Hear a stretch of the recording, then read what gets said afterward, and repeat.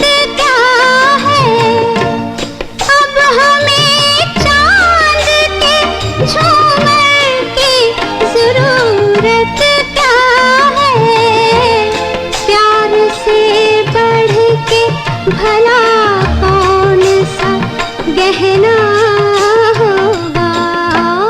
अब हमें आपके कदमों ही में रहना होगा।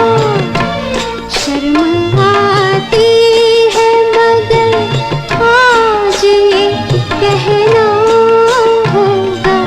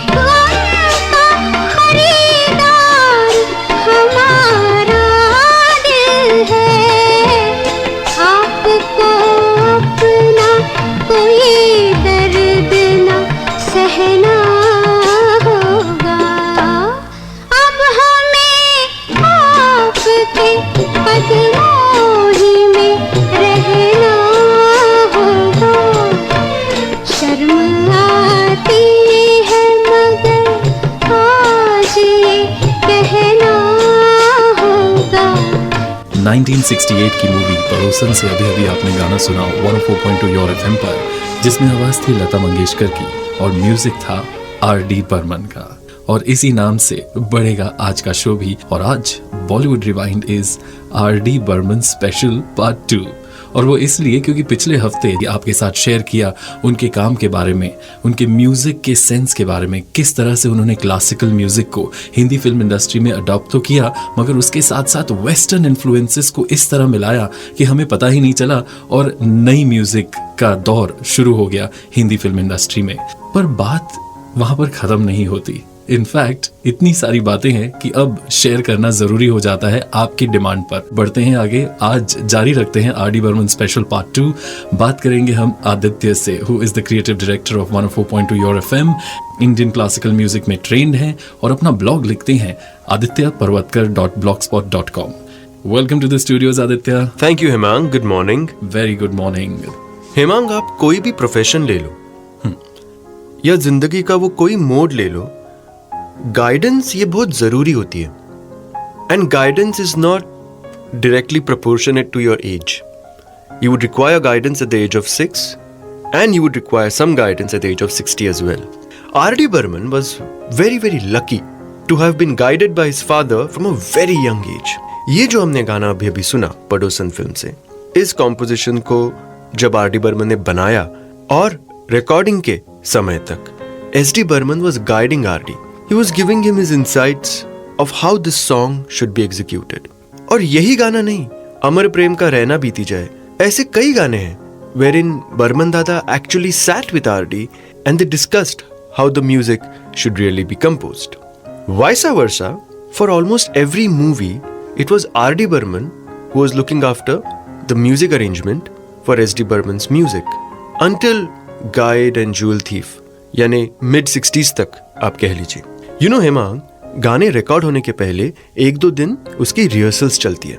रिहर्सल्स के टाइम पे when R.D. Burman was arranging music for Burman दादा, ऐसे कई वाकया हुए हैं जहाँ पे R.D. was not really happy with the instrumentalist who was playing his instrument because R.D. wanted a certain pitch and a certain rhythm to be brought in with that particular piece. और जब that artist was not able to give him what he wanted, R.D. would sit with the artist for hours together, trying to explain him, trying to show him what exactly was needed. इतना होने के बावजूद, if he was not satisfied with the way the arrangement is coming along, R.D. would take that instrument and play it himself for that particular song. और ऐसी ही कुछ बात हुई थी for the song है अपना दिल तो आवारा. एक झलक सुनते हैं. है अपना दिल तो आवारा, न जाने किस पे आएगा.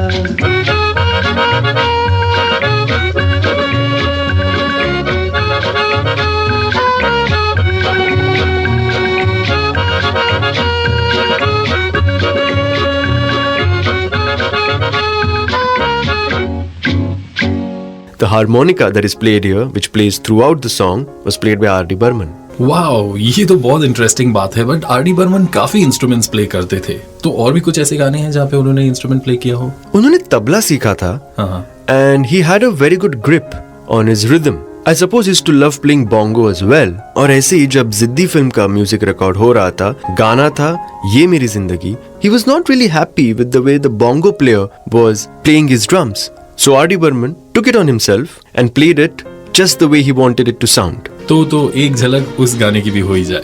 ये मेरी जिंदगी एक पागल हवा, आज इधर कल उधर मैं किसी की नहीं. ये मेरी जिंदगी एक पागल हवा, आज इधर कल उधर मैं किसी की नहीं. Wow, no doubt. That is some foot tapping music at that. But then again, ये जो आर डी बर्मन जो म्यूजिक के लिए असिस्ट करते थे, म्यूजिक अरेंजमेंट करते थे अपने पिताजी एस डी बर्मन के लिए, क्या एस डी बर्मन के आखिरी फिल्म तक उन्होंने यही काम किया उनके साथ? जहां तक मैंने पढ़ा है नहीं. Till say about mid-60s, Jewel Thief, Guide ऐसे फिल्मों के लिए RD. was doing the background score. जैसे आराधना का भी background score जो है वो आर.डी. ने किया है. Till say about late 60s, R.D. was working very closely with S.D. Post which they started working separately. यानी they were not actively participating in each other's recordings.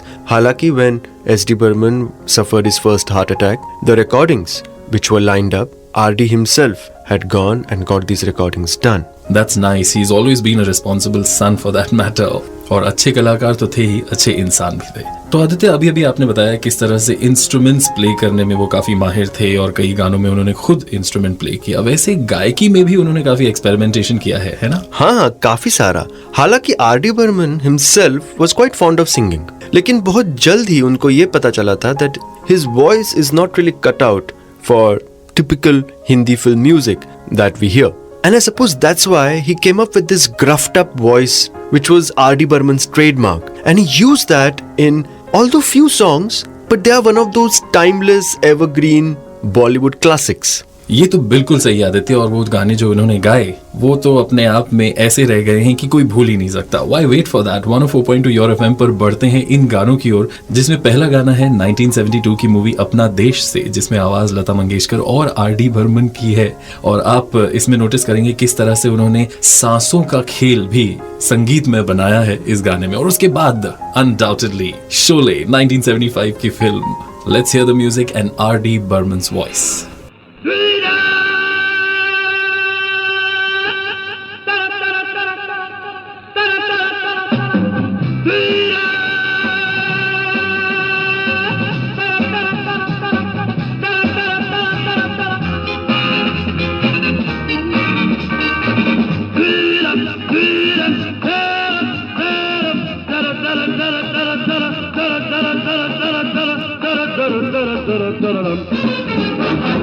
दुनिया में लोगों को धोखा कभी हो जाता है, आंखों में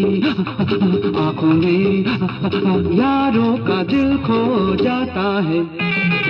दुनिया में लोगों को धोखा कभी हो जाता है, आंखों में यारों का दिल खो जाता है.